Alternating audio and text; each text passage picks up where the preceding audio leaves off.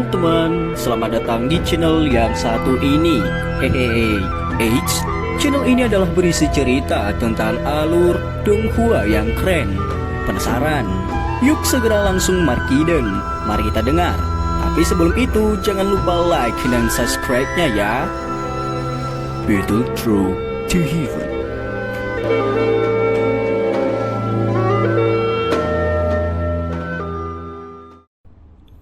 Melanjutkan dari cerita sebelumnya, Xinlan akhirnya meletakkan batu besar yang menekan hatinya setelah melihat Xiaoyan mengangguk.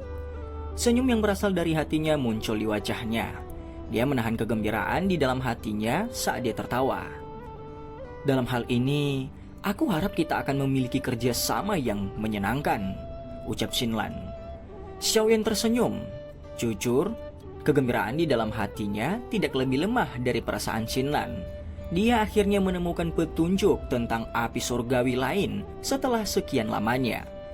Meskipun masih ada celah besar untuk mencapai 3000 api 3000 pembakaran, setidaknya Xiaoyan saat ini memiliki target. Dia tidak perlu secara acak melihat seluruh tempat seperti yang dia lakukan di masa lalu. Kapan kita akan pergi? Ada jarak yang cukup jauh dari Akademi Jianan ke Dataran Tengah. Xinlan mengangkat sepasang matanya dan bertanya dengan agak cemas. Biarkan aku menyelesaikan masalah di Menara Pemurnian Ki Api Langit di Akademi Dalam terlebih dahulu, ucap Xiaoyan. Meskipun dia sangat cemas dalam hatinya untuk menuju ke Dataran Tengah, sepertinya dia akan dibunuh oleh penato pertama Suqian dengan tamparan jika dia melarikan diri sekarang. Apa yang perlu dikhawatirkan? Meskipun kamu berhasil mendapatkan bantuan Xiaoyan, ada kemungkinan bahwa ia tidak akan dapat membiarkan klan kamu untuk memasuki kursi penatua dengan keterampilan alkimianya saat ini. Meskipun seorang alkemis tingkat 6 jarang terlihat di tempat ini, itu tidak dianggap sebagai ahli top dalam menarapil. Kamu harus sangat jelas tahu tentang ini. Suqian di samping memutar matanya dan mengingatkan dengan sigap. Hahaha, Xinlan tentu tahu ini.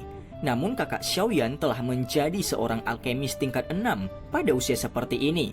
Bakat seperti itu jarang terlihat bahkan di menarapil. Oleh karena itu Xinlan memiliki keyakinan padanya. Xinlan tersenyum canggung saat dia berbicara, menyadari bahwa Suqian sedikit tidak senang karena dia menarik Xiaoyan pergi. Suqian memutar matanya ke arah Xinlan. Tatapannya segera berubah, segera beralih ke Xiaoyan. Setelah menghela nafas, dia berkata, "Aku tahu kamu memiliki banyak hal di punggung kamu.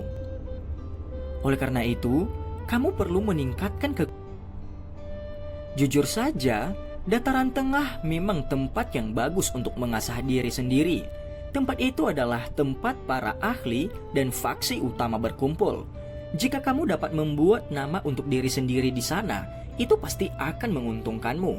Namun, kamu juga harus berhati-hati. Tempat itu bukan lagi tempat seperti daerah wilayah sudut hitam. Kamu harus lebih berhati-hati saat bertindak di sana. Adapun pengumpulan pil, itu adalah pertemuan paling penting di dunia alkemis. Meskipun keterampilan alkimiamu saat ini dianggap luar biasa, mencoba untuk mencapai 10 besar bukanlah masalah yang mudah, ucap Suqian. Hati Xiaoyan terasa hangat setelah mendengar pengingat Suqian. Dia diam-diam bisa datang dan berdiskusi masalah pengisian api hati Xiaoyan melambaikan tangannya dan tersenyum ketika dia berbicara. Xiaoyan dan Xinlan mengangguk ketika mereka mendengar ini. Mereka membungkuk dan berterima kasih kepada Suqian sebelum perlahan mundur dari ruang pertemuan. Suqian akhirnya menghela nafas lembut setelah melihat dua orang keluar dari pintu. Dia bergumam, "Dataran Tengah, aku belum ada di sana. Aku belum pernah ke. Namun sepertinya tempat itu sekarang milik kaum muda," ucap Suqian. Langit sudah menjadi gelap setelah mereka keluar dari ruang pertemuan. Bintang-bintang berkelap-kelip di langit saat cahaya bulan samar-samar menyebar. Itu menyebabkan kulit seseorang merasakan sedikit kedinginan.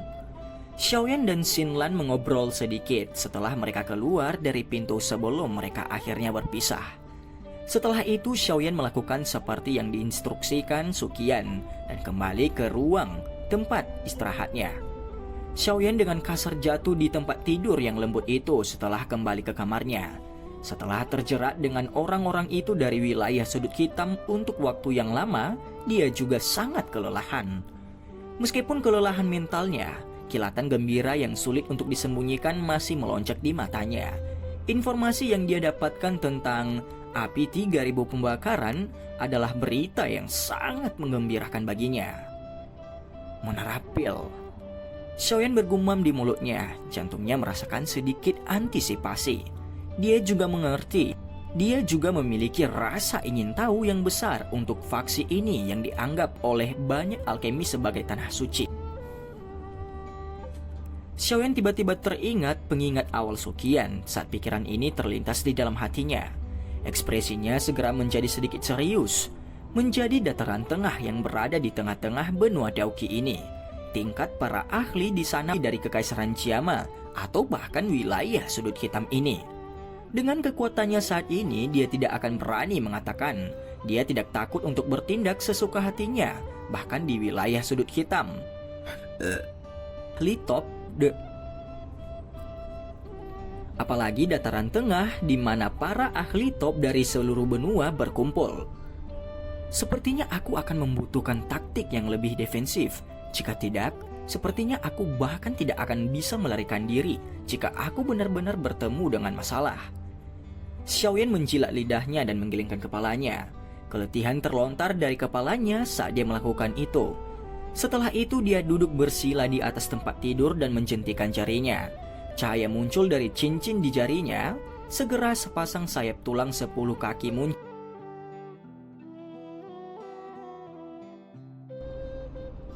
Sayap tulang warna giok transparan agak jernih dan sangat menyenangkan bagi mata. Beberapa zat yang memiliki roh mengalir di dalam tulang itu dan menyebabkan tampak dipenuhi dengan kekuatan kehidupan yang tidak biasa. Sayap tulang giok ini secara alami adalah sayap dari binatang ajaib misterius yang dibeli Xiaoyan dengan harga tinggi di pelelangan di Sekte Kaisar Hitam. Mereka akan menjadi bahan yang sangat baik untuk membuat sepasang sayap Skybird Nine Flying Wings bersama. Jika dia berhasil, Xiaoyan akan memiliki metode tambahan untuk melindungi hidupnya di masa depan. Meskipun Xiaoyan tidak pernah mengalaminya secara pribadi, dia bisa sedikit menebak akan sulit untuk menemukan seseorang yang bisa menyamai kecepatannya.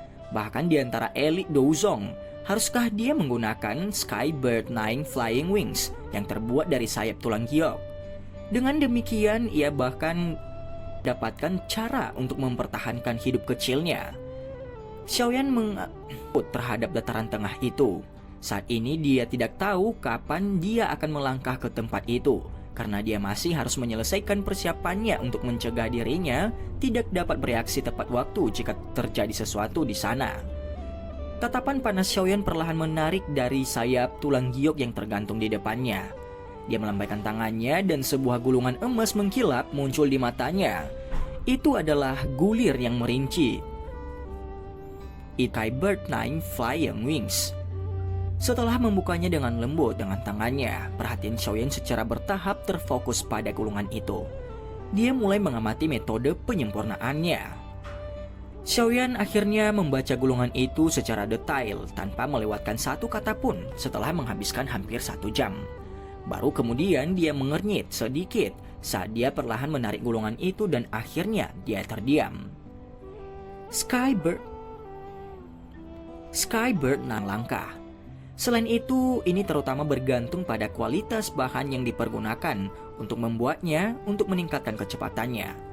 Ini mirip dengan metode evolusi jenis lain. Namun gulungan ini memang memiliki tipsnya sendiri. Tetapi ada persyaratan yang cukup besar jika ingin menyempurnakan Skybird Nine Flying Wings ini. Selain dari bahan-bahan sayap binatang ajaib yang paling penting, seseorang akan membutuhkan cukup banyak bahan lain. Namun ini tidak dianggap terlalu sulit. Xiaoyan memiliki toko yang kaya akan bahan-bahan itu. Dengan demikian, ia memiliki sebagian besar bahan yang dibutuhkan. Namun hal yang saat ini menyebabkan Xiaoyan sakit kepala terbesar adalah prasyarat untuk menyempurnakan Skyburning Flying Wings. Itu mengharuskan dia untuk menghapus sisa aura binatang ajaib di dalam sayap binatang itu yang telah dia persiapkan. Semua orang tahu bahwa sayap binatang ajaib memiliki beberapa aura yang tersisa dari dirinya yang sebenarnya. Jika seseorang ingin pertama-tama harus menghapus aura yang tersisa di dalam sayap itu. Titik inilah yang menyebabkan Xiaoyan merasa sangat terganggu. Itu baik-baik saja jika sayap yang dia persiapkan hanyalah binatang ajaib biasa. Namun pemilik sayap tulang giok ini jelas bukan binatang ajaib biasa. Xiaoyan sangat jelas tahu tentang ini. Ini karena dia telah melakukan kontak dengan aura yang tersisa di dalam sayap tulang giok ini. Pada malam dia membedah binatang menghilangkan aura di dalam sayap itu. Namun mengikuti tekak di hatinya, perjuangan di dalam matanya menghilang. Dia menghirup nafas panjang saat pandangannya terfokus pada sayap tulang giok yang tergantung di depannya. Aku tidak percaya bahwa aku tidak dapat menangani sepasang sayap tulang. Xiaoyan dengan kasar mengatupkan giginya. Dia memberi isyarat dengan tangannya dan sayap tulang giok jatuh. Akhirnya mereka berhenti sekitar setengah kaki di depan Xiaoyan. Segel yang dibentuk oleh tangan Xiaoyan bergerak saat matanya sekali lagi melirik sayap tulang. Setelah itu dia dengan lembut menutup matanya dan kekuatan spiritual yang kuat perlahan menyebar dari antara alisnya. Akhirnya kekuatan spiritual berkumpul bersama dan dengan hati-hati mengelilingi sayap tulang. Bung! Suara rendah dalam teredam segera meledak dalam pikiran Xiaoyan saat kekuatan spiritualnya melakukan kontak dengan sayap tulang giok. Pikirannya bingung dan dunia di depannya berarti dia masuk di dimensi lain. Xiaoyan berada di dunia yang gelap, hampa dari kehidupan apapun. Rohnya tergantung nyapu dunia yang mendung itu, dia bergumam. Apakah ini di dalam sayap tulang, di mana ada sisa-sisanya? Sementara Xiaoyan mencari sekeliling, kesuraman di sekelilingnya sedikit berfluktuasi. Dengan segera, udara kelabu seperti secara perlahan menyebar. Saat aliran udara berwarna abu-abu berkumpul, sepasang mata merah darah tiba-tiba terbentuk. Pilar cahaya berwarna darah terfokus pada samar-samar, merasakan bau berdarah padat ketika pilar cahaya terbentuk. Bau itu dipenuhi dengan kekerasan dahsyat yang sulit disembunyikan. Emosi negatif ini sepertinya memiliki kemampuan menginfeksi orang lain. Setelah hanya melakukan kontak dengannya, nafas Xiaoyan menjadi kasar dan berat. Sungguh hal yang aneh. Perubahan dalam tubuh Xiaoyan tidak luput dari perhatiannya. Ekspresinya segera berubah saat dia buru-buru menenangkan pikirannya. Dia mengusir emosi negatif yang mengisi tubuhnya dan menghindari terinfeksi oleh udara abu-abu itu. Sebuah auman makhluk jiwa tiba-tiba bergema dari aliran udara abu-abu yang Xiaoyan menstabilkan pikirannya. Raungan itu dipenuhi dengan keganasan keras yang menyebabkan seseorang merasa ngeri. Mengikuti suara auman binatang itu, aliran udara berwarna abu-abu tampaknya telah menerima instruksi. Tiba-tiba itu melonjak menuju Xiaoyan dari segala arah. Hati Xiaoyan dengan dingin menggigil ketika dia mengamati transformasi aliran udara berwarna abu-abu itu. Dia buru-buru mentransfer kekuatan spiritualnya untuk membentuk penghalang spiritual di sekelilingnya. Setelah itu mengisolasi aliran udara abu-abu. Setelah pembentukan penghalang spiritual, aliran udara berwarna abu-abu yang menyebar mulai bergerak cepat. Dalam beberapa kedipan, itu berubah menjadi tubuh binatang raksasa yang terbuat dari aliran udara abu-abu. Karena aliran udara abu-abu yang tipis, Xiaoyan tidak dapat melihat dengan jelas tubuh sebenarnya dari binatang ajaib itu. Namun demikian, sepasang pilar cahaya merah terang diisi dengan keganasan yang tak tertandingi. Sekali lagi muncul di kepala binatang ajaib itu. Binatang ajaib itu seperti sepasang mata yang menakutkan. Tubuh binatang sihir yang kabur baru saja terbentuk ketika mata merah darahnya yang ganas mengunci Xiaoyan. Segera mengeluarkan raungan lain sebelum menirukan badak yang berlari, karena dengan keras bertabrakan dengan penghalang spiritual. Bung! Ketika keduanya melakukan kontak, energi aliran udara yang jelas tembus cahaya menjadi seperti... Ketika keduanya melakukan kontak, energi aliran udara yang jelas tembus cahaya menjadi seperti zat saat bertabrakan dengan penghalang. Itu menyebabkan penghalang spiritual tak terlihat berulang kali memancarkan gelombang riak. Roh Xiaoyan juga mengeluarkan erangan teredam setelah tabrakan sengit. Saat ini dia dalam bentuk spiritual. Kekuatan spiritualnya di dunia luar dan jiwanya memiliki hubungan langsung. Jika kekuatan spiritualnya menderita, beberapa luka juga akan muncul di jiwanya. Xiaoyan menghirup udara di dalam hatinya. Dia buru-buru menggerakkan kekuatan spiritualnya dan sekali lagi menstabilkan penghalang spiritual di dunia luar. Namun, ekspresinya langsung berubah sedikit. Dia agak terkejut menemukan bahwa setelah tabrakan dari binatang sihir aliran udara abu-abu misterius dan pembatasnya, keganasan yang meresap ke tubuhnya tampak seperti aliran udara tak terlihat saat diam-diam meresap ke dalam penghalang spiritualnya. Sebuah kehikmatan muncul di wajah Xiaoyan. Dia dengan tegas menyebarkan benang kekuatan spiritual yang telah terkikis. Kemudian dia dengan cepat menggerakkan kekuatan spiritual baru dari tubuhnya dan membentuk penghalang untuk melindungi dirinya lagi. Lapisan penghalang spiritual baru saja muncul ketika tubuh ilusi binatang sihir misterius yang telah ditolak oleh penghalang spiritual sebelumnya diaglomerasi kembali ke bentuk lain. Itu segera mengumpulkan kekuatannya seperti sebelumnya dan bertabrakan dengan keras dengan penghalang spiritual. Bung! Tabrakan hebat berikutnya menyebabkan Xiaoyan mengeluarkan erangan rendah. Jarinya bergerak dan dia tidak ragu-ragu untuk menyebarkan penghalang spiritual di depannya. Tatapannya suram saat dia melihat sosok binatang sihir ilusi yang tertinggal di sekitar. Tidak disangka, aura sisa ini benar-benar akan sangat sulit untuk ditundukkan. Tetapi hasil yang dia peroleh sampai sekarang adalah kekuatan spiritual yang kuat. Jika ini adalah ahli lain, kemungkinan dia akan mendapatkan kerugian besar. Meskipun demikian, kedua tabrakan telah menyebabkan kekuatan spiritual Xiaoyan menjadi sangat lelah. Di sisi lain, aliran udara berwarna abu-abu yang tampaknya memiliki kecerdasan tidak menunjukkan tanda-tanda melemah. Jika ini diperpanjang, orang yang akhirnya kelelahan pasti akan menjadi Xiaoyan. Ini akan sangat merepotkan jika ini terus terjadi. Xiaoyan menatap tajam pada aliran berwarna abu-abu yang tersisa di sekitarnya. Setelah tinggal di tempat ini untuk waktu yang lama, bahkan seseorang dengan kekuatan mental Xiaoyan tanpa sadar akan merasa agak resah. Dia tahu bahwa ini disebabkan oleh aliran udara abu-abu. Saat pikiran ini berlama-lama di hati Xiaoyan, aliran udara yang berwarna abu-abu yang bertahan di sekitar Xiaoyan sekali lagi diaglomerasi menjadi binatang sihir ilusi. Itu membuka mulutnya dengan besar dan mengeluarkan raungan yang berisi ejekan yang dilemparkan ke arah Xiaoyan. Dengan segera sekali lagi ia menyerang dengan keras seperti badak.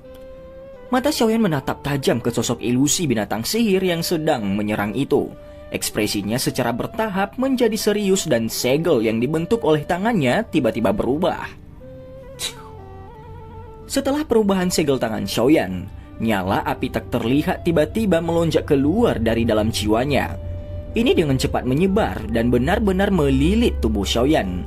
Kemudian sosok ilusi dari binatang sihir bertabrakan dengan api tak terlihat. Segera, nyala api putih mengeluarkan suara. Saat itu naik sementara teriakan sedih yang tajam terdengar di ruang gelap itu. Sosok binatang sihir itu secara bertahap semakin redup sebelum benar-benar menghilang. Aliran udara berwarna abu-abu sekitarnya tampak terkejut setelah perubahan tak terduga yang tiba-tiba terjadi ini. Itu buru-buru menyebar ke segala arah dan tidak lagi berani sembarangan mengambil jarak yang dekat dengan Xiaoyan. Xiaoyan sedikit terkejut menghadapi perubahan tak terduga ini. Sukacita segera melonjak di alisnya. Ia tak menyangka aksi ini sangat bermanfaat. Api hati jatuh mampu secara langsung membahayakan roh dan zat ilusi. Jelas aliran udara berwarna abu-abu ini termasuk dalam kategori ini. Dengan demikian, Xiaoyan mungkin punya cara untuk membalasnya. Hahaha, bukankah kamu sangat senang tadi? Mengapa kamu tidak datang dan mencobanya sekarang? Senyum dingin berangsur-angsur muncul di sudut mulut Xiaoyan saat dia melihat aliran udara abu-abu yang buru-buru menjauh. Dia menjentikan jarinya dan api hati jatuh yang menutupi permukaan tubuhnya tiba-tiba dinaikkan. Suhu tinggi menyebar dengan cepat di ruang yang gelap itu. Menyusul peningkatan suhu, perubahan muncul di ruang mendung itu. Aliran udara abu-abu mulai mengalir dengan tidak tenang. Raungan menakutkan terdengar samar-samar. Terlepas dari seberapa kuat dirimu saat kamu masih hidup, saat ini kamu hanyalah sisa aura yang tidak memiliki kecerdasan. Tatapan sedingin Xiaoyan menatap aliran udara berwarna abu-abu yang telah menyebar. Dia melambaikan lengan bajunya dan api hati jatuh segera berubah menjadi sekelompok api yang melonjak keluar dari tubuhnya. Setelah itu menembak ke arah aliran udara abu-abu.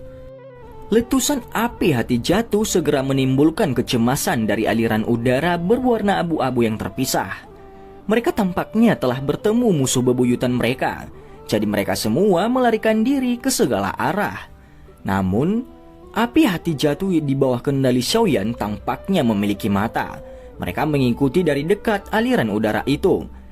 Beberapa bundel dari api hati kembali ke tubuh spiritual Xiaoyan setelah memakan aliran udara abu-abu itu. Dengan kembalinya kelompok api ini, Xiaoyan tiba-tiba menyadari dengan sangat gembira bahwa kekuatan spiritualnya telah sedikit tumbuh. Penguatan kekuatan spiritual seseorang adalah tugas yang sangat sulit.